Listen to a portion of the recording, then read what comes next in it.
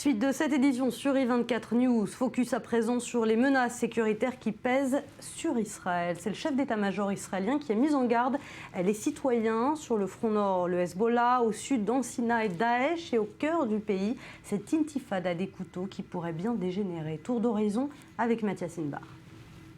3 fronts et 3 sources de tension pour Israël. Le chef d'état-major de l'armée israélienne, Gadi Eisenkot, dresse les prévisions sécuritaires pour 2016. Première menace pour Israël, le front nord. Le Hezbollah soutenu par l'Iran resterait pour Tsahal la principale menace.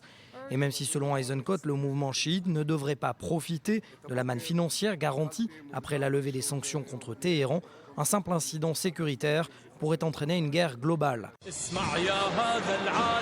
En cas de conflit, on assisterait pour l'armée israélienne à un scénario catastrophe.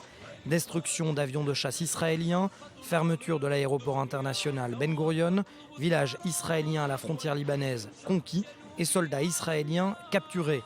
La riposte israélienne entraînerait alors un redécoupage de la carte du Sud-Liban. Seule nuance dans ce tableau anxiogène que dépeint l'armée israélienne, le Hezbollah, qui a déjà perdu plus de 1300 soldats depuis le début du conflit en Syrie, ne serait pas encore disposé à une troisième guerre du Liban. Front sud, 2 menaces conjointes, l'État islamique dans le Sinaï et le Hamas dans la bande de Gaza. Les groupes salafistes seraient responsables des derniers tirs de roquettes depuis Gaza contre le sud d'Israël.